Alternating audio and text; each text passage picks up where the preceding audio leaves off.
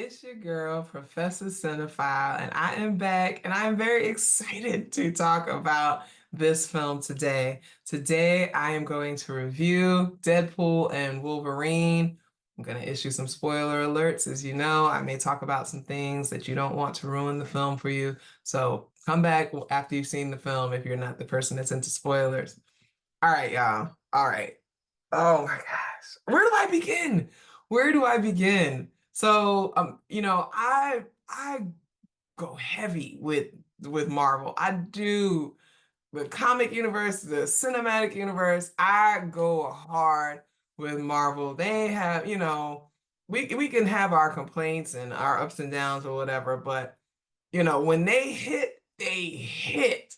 And with Deadpool, in my opinion, they have not missed yet. Sidebar, I just want to shout out my Dipset um shirt. Somebody got me a Dipset shirt and it's Killer Cam. All right, I just wanted to put that out there. I don't know why. Okay. So anyway, Deadpool Wolverine. First of all, Ryan Reynolds, there's something wrong with that boy. That boy touched. That's what the old church lady said. He touched. He a little special. There's something going on with Ryan Reynolds. Nobody else can be Deadpool. Nobody else is playing Deadpool like he does. He is simultaneously a brilliant actor and a troll. Okay. His comedic timing is impeccable.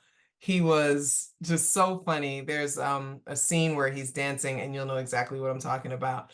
I was like literally in my seat. I had tears in my eyes. I laughed throughout this entire film. Like it honestly, like it was one of the funniest things. I was like, what? Like, why is this movie so funny? Shouldn't be this funny. Why am I laughing? Y'all are beating each other's asses. Why am I laughing? It was really, really, really funny, really well done.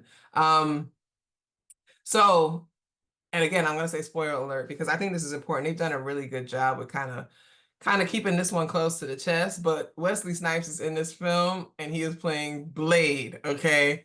So there's a whole part of the story where there's just this idea. So I think to watch this one, because that's kind of how you have to talk about all of them. To watch Deadpool and Wolverine, you definitely need to have watched Loki series.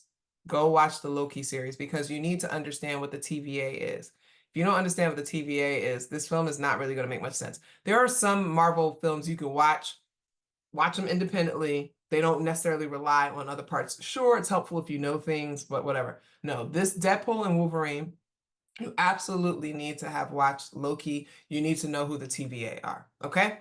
So there's this whole storyline where there are people that have been sent by the TVA to this other realms, which is basically like a purgatory, and they kind of get stuck there. And this idea that people forgot about them. So this movie is kind of signifying in that way. So you've got what's her name? Jennifer Gardner, who plays Elektra. So Elektra is there. You've got Channing Tatum as Gambit. He's there. And then you've got Wesley Snipes as Blade. And he, like, you don't understand. I screamed. This is why I gotta go to the movies during the day when there's not many people. I screamed. I was like, oh my God. And he's got this line in there where he's just like, there's only ever been one Blade and there only ever will be. And then Deadpool has this, he breaks this fourth wall thing. So he's always talking to us. And as right after that, you see him kind of turn and he's looking at the camera. Like, so basically letting us know that damn Blade movie is not getting made. And everything that we done heard about it, all the writers pulling out, actors pulling out, whatever, they can't secure nothing. That film is not going to be made. And I really love that Wesley Snipes was like, there's only one. Yo, you want to talk about someone who's ready to jump out her seat? Marvel is so good for giving us those kinds of moments. It's definitely up there, top five, and we're talking like On Your Left is there, those kinds of moments. If you're a Blade fan, super, super Blade fan, that was going to give you your life.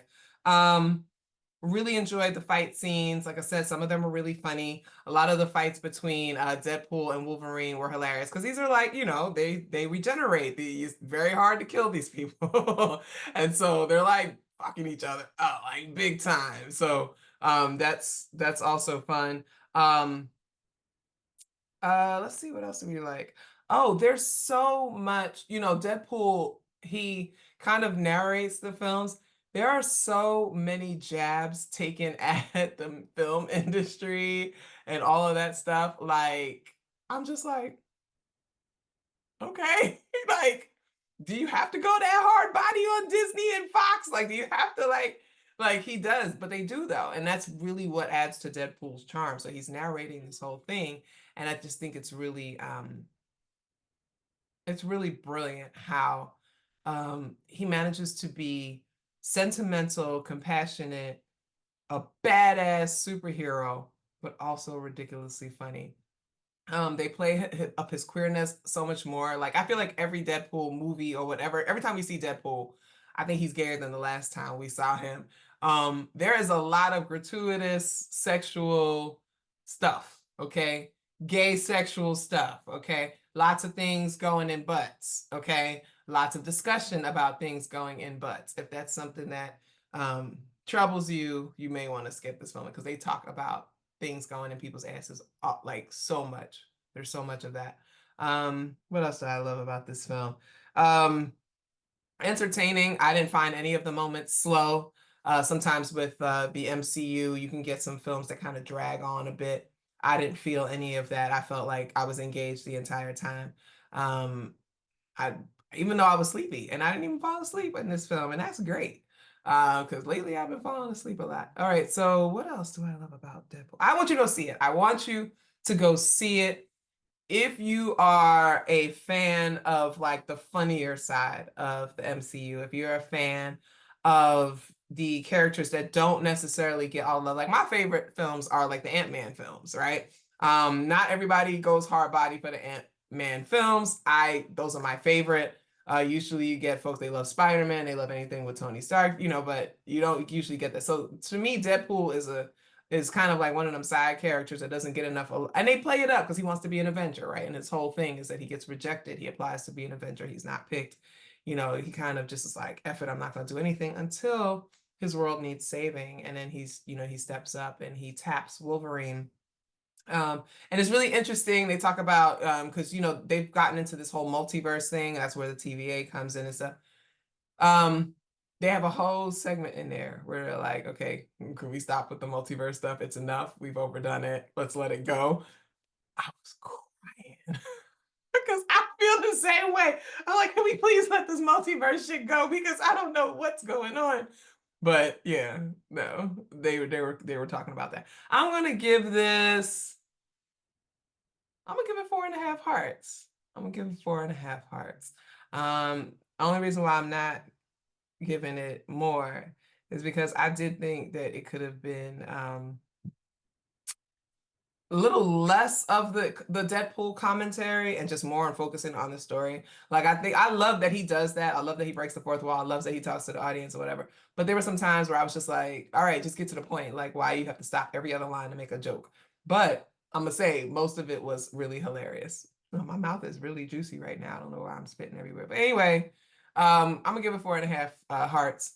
Please go and see Deadpool and Wolverine. I'm telling you, this is one of the better MCU films, and I've seen every single one. I've seen them all. So definitely go check it out. Oh, and you're gonna have some fun with Charles Xavier, his sister. Yeah, you're gonna like that. All right.